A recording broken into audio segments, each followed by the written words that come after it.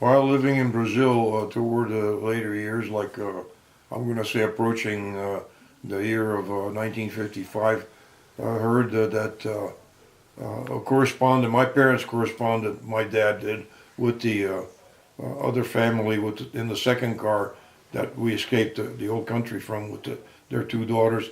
They got a visa to the U.S. and in corresponding with them, found out that they could arrange a visa for us to come to the U.S. from Brazil. Um, this required certain paperwork that had to be properly obtained and certified and had to be submitted to the U.S. government. This is all part of immigration. And it irks me to be informed and read everywhere about how easily we look at illegal immigrants nowadays and in previous years, because what I'm going to tell you is a fact on what it took for us to be able to come to the U.S. as immigrants. Back in 1955, these were laws already. We had to get first a letter from our sponsors. The family with the two daughters I mentioned became our sponsors. The sponsors had to have a job lined up before you got here.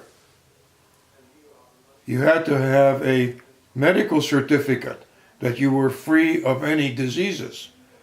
You had to have a certificate from the police that you had a clean record, no criminal activity. These are the things that were required even back then in order for an immigrant to be able to come to the United States.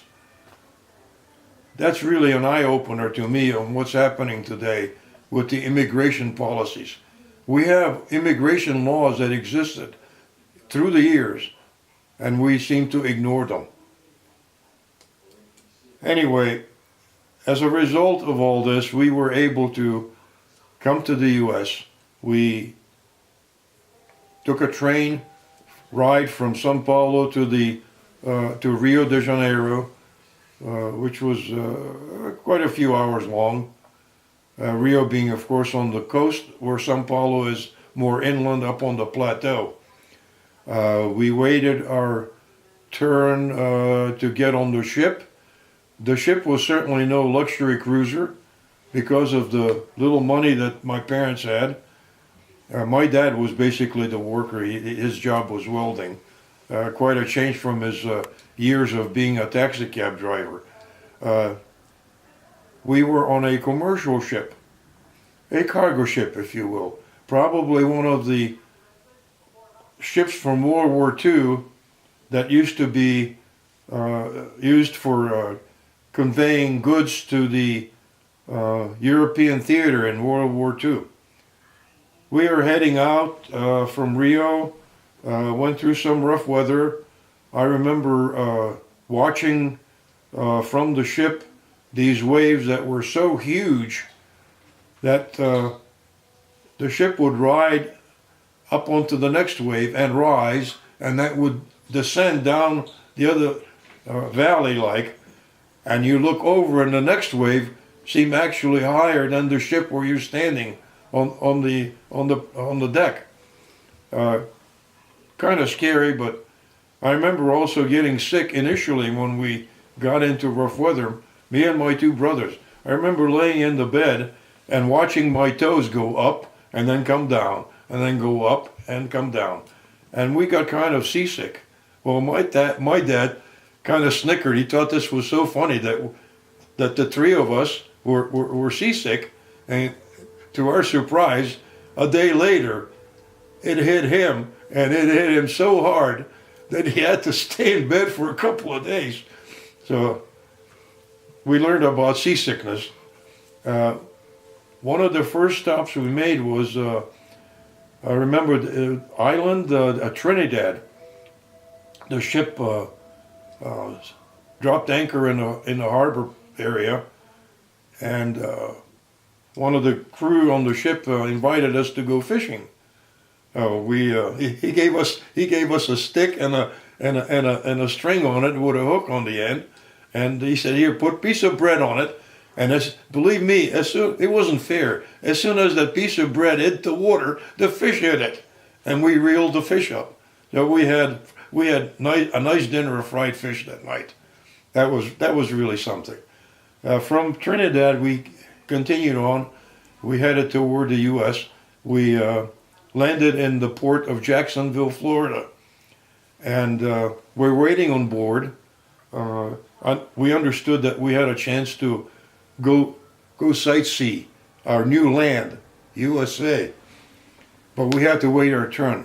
They were unloading the cargo on that ship on pallets, and one large bag fell off, and lo and behold, they were coffee beans. Guess what? They weren't the coffee beans I was used to seeing in Brazil. They were green. And I think that's one of the big differences in the flavor of the coffee. The coffee in Brazil is a delicacy. The coffee here, don't get me wrong, is good, but I think it's missing something. And that's probably the reason. We got green coffee beans, just like we get green bananas. Over there, you would eat ripe fruit, much better tasting. A green banana that turns yellow doesn't quite have the flavor of a banana that's ripe when it's picked. From Jacksonville, the ship then headed to our destination, and it was the port of New York. I remember the excitement of seeing the Statue of Liberty as we entered the harbor. There we were met by another individual, which I think might have been a friend of the family that escaped with us, that was in the U.S., and they became our sponsors. And he took us off the ship and put us on a train. And we rode a train from New York to Baltimore.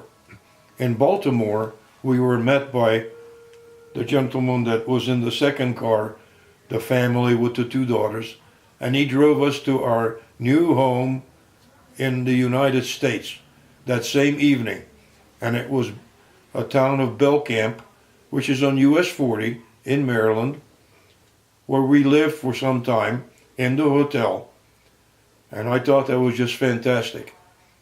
Went to school, couldn't speak very much except hello, and I could understand when someone asked me, what is your name? I learned the language. I particularly enjoyed lunch at school. I don't think a lot of the other kids in school thought much of the food, but I sure thought it was great. I enjoyed the extra milk. I enjoyed the pie for dessert, and I enjoyed every food they ever made. I got a summer job during school break at the shoe factory, and that is where my mom and dad worked, in the shoe factory. In case I may have forgotten, we came to the U.S. in November '55. And of course, very shortly, like within a week, I was in school. My mom and dad were working at a Beta Shoe Company, which was right there, walking distance across a little area, grass area from the hotel. Very happy to be there. When my school was over, I would spend the summer with a job in a Beta shoe factory. By the way, Beta, B-A-T-A, that is actually was a worldwide known name for shoe manufacturer, and it's a original factory in the Czech Republic. I went through schooling. I learned a language. Also in Brazil, I spoke fluent Portuguese. I learned the language well.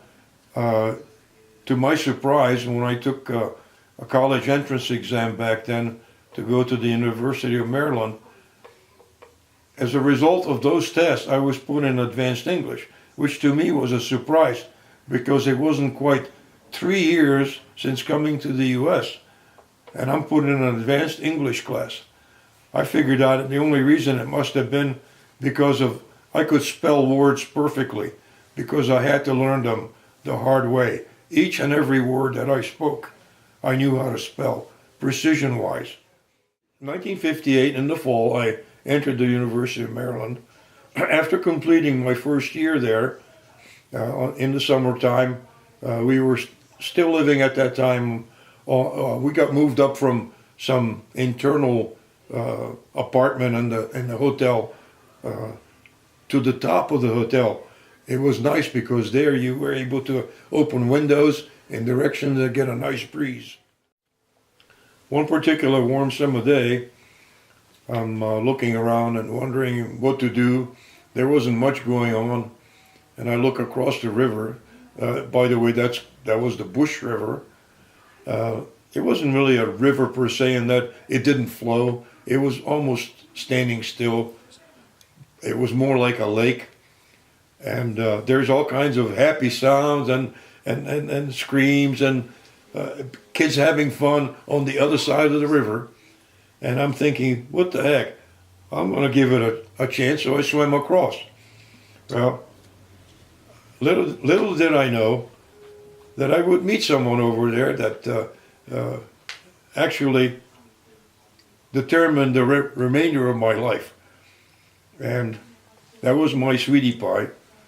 Of course, as time went by, I knew that I became far more attached to this particular young lady. And eventually we got married. And I can honestly say that I married my sweet 16. I was a college student finishing my first year in college while she was still in high school. And that didn't matter. I enjoyed many summers of being on the other side of the river.